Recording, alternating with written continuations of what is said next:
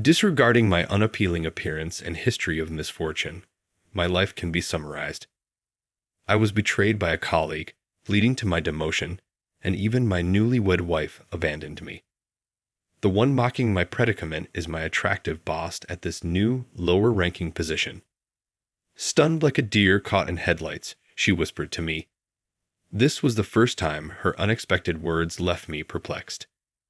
My name is Jason, a 28-year-old event planner. I recently got married, no longer a single man. With this new commitment, I believed I had my life in order. But then, an incredible incident occurred. Who requested the champagne for tomorrow's event? We're short. Aren't you mistyping the number?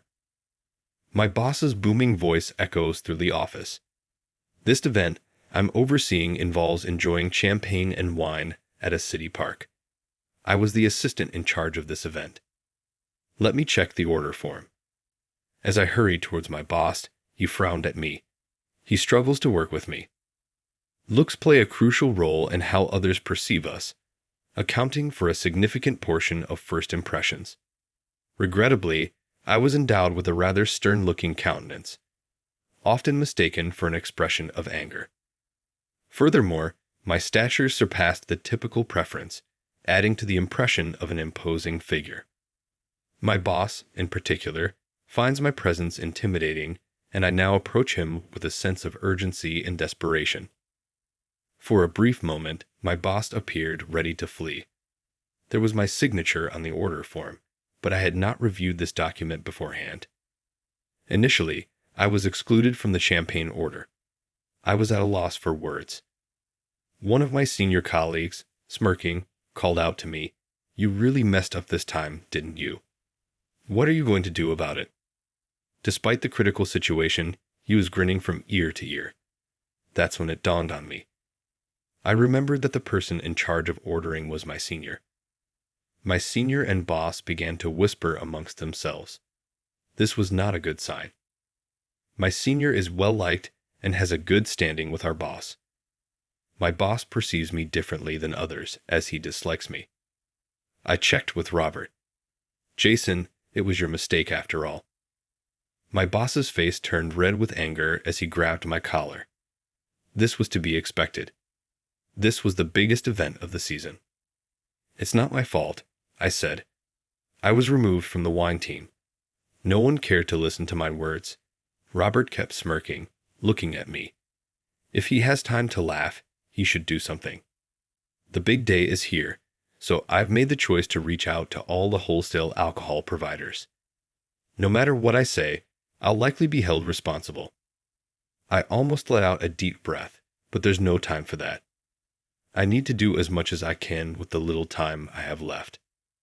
The event's champagne arrived early in the morning, a true stroke of luck. A supplier I had a good rapport with reached out to liquor companies beyond our local area to help me. Those familiar with this phrase I've been using since college days would understand.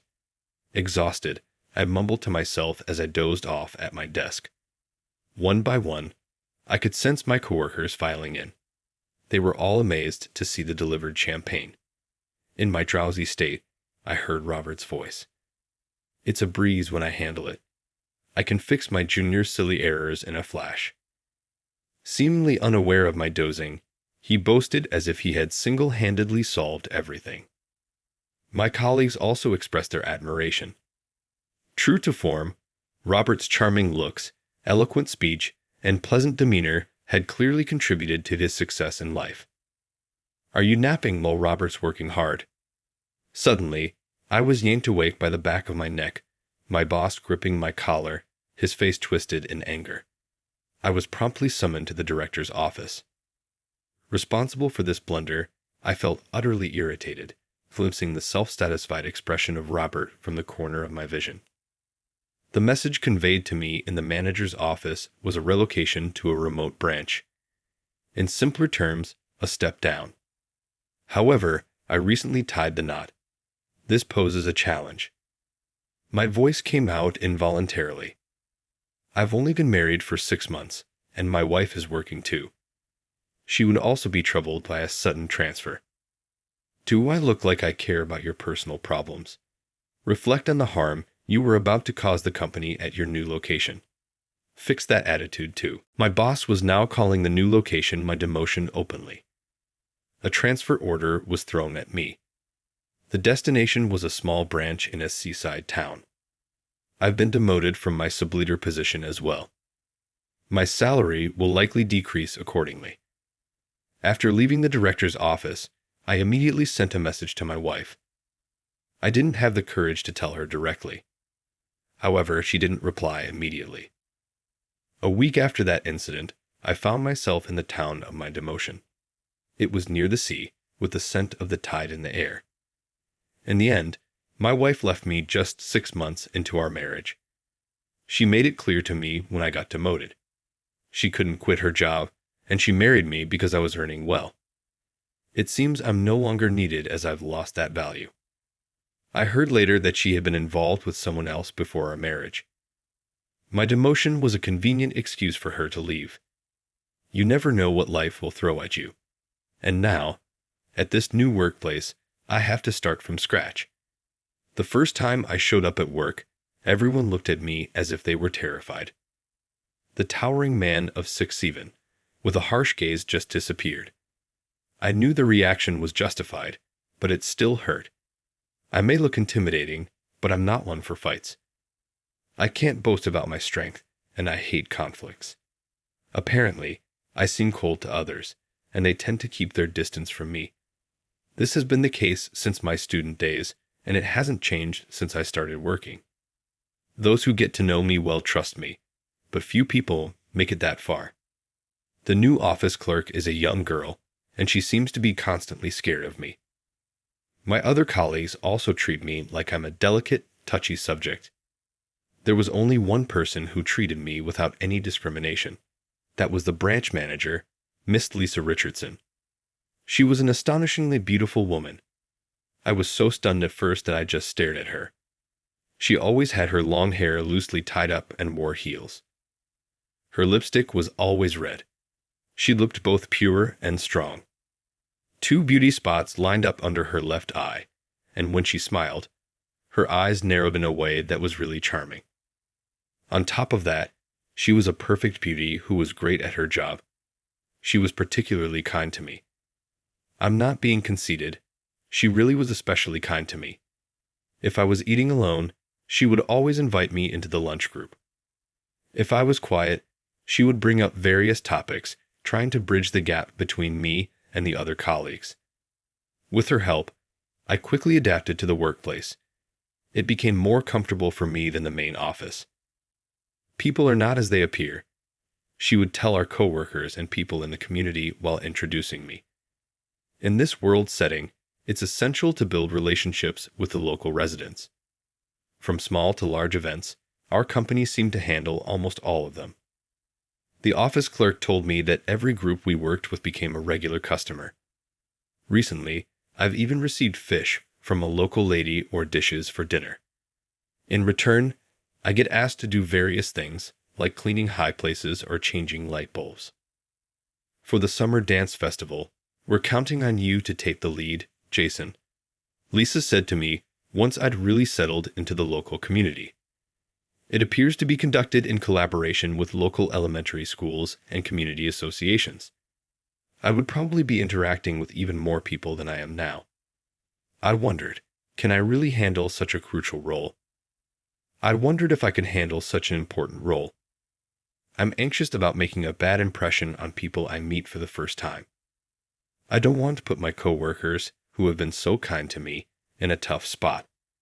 It was those colleagues who encouraged me when I was unable to respond right away. It's all right, we've got your back, they all reassured me. I had never been treated so gently before, and I almost found myself tearing up. It's all thanks to Lisa. When I look at her, she's perched ever so elegantly on a desk, legs crossed, smiling. The heel caught on her toes, swaying left, a strong impression. Lisa usually appears prim and proper, but sometimes odd gaps in her character show.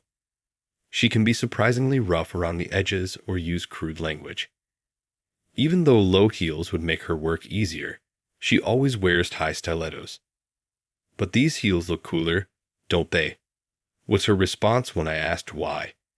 It somehow felt familiar, but I couldn't recall where I heard it before. As the day of the dance festival approached, the office began to bustle. One day, a local police officer from the substation attached to the office dropped by.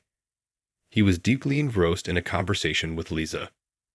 Overhearing their discussion, it seemed there were some suspicious people around recently. There was an incident where a great scholar was approached by a man with a sinister look who tried to get the child into his car. As soon as I heard sinister look, I knew I was the one under suspicion. Lately, I've been helping local elementary school kids build floats for the parade. Apparently, some of the parents have named me as the unsavory-looking man. Just as I was sighing in exasperation, a man burst into the office with a force that seemed to keep the front door open. He was the president of the Elementary School Parent-Teacher Association. As soon as he spotted me, he approached. "You're preying on the children under the pretense of preparing for the dance festival. You're the worst person." He yelled at me and grabbed my collar. It seems his daughter got hurt. She had a scraped knee yesterday. He was treating me like a complete pervert. He continued to berate me for being ill-natured, unfriendly, and unmarried. I had nothing to say to him. Arguing back in situations like this is futile. I decided to stay silent. "Oh, officer, if you're here, arrest this man immediately." The president twisted my arm and tried to thrust me at the officer in the back with such strong force. Twisting my arm, I couldn't help but let out a cry of ouch. In an instant, the president's hand was knocked away with great force. The one who knocked it away was Lisa. While glaring at the president, she tried to hide me behind her back. There was a height difference between us, so I was not hidden at all. "What do you think you're doing to my subordinate? Stop making unfounded accusations without any evidence." The firmness and conviction in Lisa's words seemed to overwhelm the president. At the time, his daughter was supposedly harmed. I was at the float-making site, surrounded by a bunch of kids. Lisa and other colleagues were at the site too. Even so, this man with his criminal-looking appearance, the president, kept ranting, despite the odds turning against him, making Lisa lose her cool. I believe judging people by their looks is questionable. Just then, from the entrance of the municipal office, we could hear the children's voices saying, "That's right. It's not right." It seemed they were worried about me not showing up for the float-making time and came to the office to fetch me. The children explained my innocence to the president earnestly and started crying, asking him not to bully me. At this, even the president seemed utterly perplexed and scratched his head. "I'm sorry. I lost my cool." He immediately bowed his head and apologized to me. The children looked up at me. I gave them a reassuring smile and said, "It's okay." They seemed relieved, stopped crying, and started to smile. We made up. They seemed happy. That evening, the real culprit was quickly arrested. The culprit was a young man from the next town over who bore a striking resemblance to me. "Why did you stand up for me?" "I could have been the criminal, you know." When we were left alone due to overtime work, I asked Lisa. I'd appreciated that she believed in me, but there was a feeling that she understood everything about me, which was deeply intriguing. What did she know about me, I wondered. Maybe she was a bit inclined to pick a fight. Suddenly faced with my baseless accusation, Lisa stared at me dumbfounded. Then she broke into a gentle smile. With her heels clicking, she made her way over and stood next to my desk. "Did you really forget about me?" She leaned in and whispered, causing my heart to race. Lisa reached out and propped up my chin. She looked straight into my eyes. It was my first time. "Will you remember if I do this?" Slowly, her hands reached out towards my petrified face. Instinctively, I squeezed my eyes shut. The next moment, my cheeks were being pulled with an unbelievable force. What are you doing?" My words were distorted as my cheeks were being pulled from both sides. Lisa chuckled. "Come on, remember it." As she said this, she extended her hand in front of me. A large silver ring was on a finger that was usually bare. The moment I saw it, my memory center kicked into high gear. This ring. What? This ring. It's the one I gave you, right? Lisa watched me, grinning at my surprise. This ring was my first gift for a girl when I was still in middle school. I frequently visited a bookstore where a girl worked. Though I say girl, she must have already been in college. The first time I saw her in the bookstore, I was surprised by how beautiful she was. While I was frequenting the bookstore just to see her, I noticed she was being avoided by the other employees. Perhaps I noticed it because I was facing similar isolation at school. When I listened to the conversations between the employees, it seemed the reason was simply because she was beautiful. Just petty jealousy among women. Short black hair and multiple piercings, her nails were always painted black. Apparently, they didn't like her style. I thought about how tough it must be for her. One day, right before closing, I really wanted to read a book, so I dashed into the bookstore. In the corner of the nearly closed shop, she was crouched down, looking for something. Are you looking for something? I mustered up my courage and spoke to her, which seemed to surprise her. As she stood up, her eyes filled with tears as she looked at me. It was an image I still remember. It made my heart pound. I lost my ring. Indeed, the silver ring she usually wore was missing from her finger. She told me it was a gift from her brother. There was no one else in the store. Silently, I crouched down on the floor and started to help her look for it. In the end, we didn't find the ring. She bowed her head to me and thanked me. I was frustrated that we couldn't find it, but I was happy to have shared that time with her. The next day, when I went to the bookstore, she was not there, and the usual group that spoke ill of her was. I was speechless at what the leader of the group was loudly boasting about. She was proudly talking about how she had thrown the girl's silver ring into the river. Apparently, the leader's boyfriend fell for the girl, and that was the cause. Talk about spiteful. Feeling sorry for her after she searched so hard, I spent all my savings and bought a ring for the first time in my life. Later, when she was at the cash register, I slipped the ring onto her finger. In the midst of the chaos, I clearly remember that I was so flustered that I put it on her left ring finger. Her surprised face with wide eyes and the face of Lisa, who was laughing in front of me now, overlap in my memory. You were the first one to put a ring on my left ring finger, I said. Jason, leave. Lisa apparently noticed me at the company induction ceremony. She found out my department, my name, and while she thought of speaking to me someday, many years passed by. When it was decided that I was to be transferred here, she was so delighted that she even danced a little jig. No way, I became somewhat embarrassed and couldn't look at Lisa's face. But one thing became clear to me. Having been judged based on my appearance and feeling hurt by it, I realized that she understood my feelings. She had been sympathizing with me all along. So is this ring valid, or was it just a coincidence? Lisa tells me that after that, I became too embarrassed to go to the bookstore, but she had been waiting for me all along. I was surprised when you crawled around on the floor, so earnestly looking for the ring for her. Ever since then, I've been concerned about you. I couldn't recognize Lisa, who had a completely different atmosphere from her student days, but talking like this, she hasn't changed at all from that time. Of course it's valid. Lisa grinned satisfactorily at my response. I guess I won't be able to win against her, but I feel like we can be together forever because we understand the same kind of pain. Next time, I'll propose with a proper ring. I made the declaration while shyly looking away.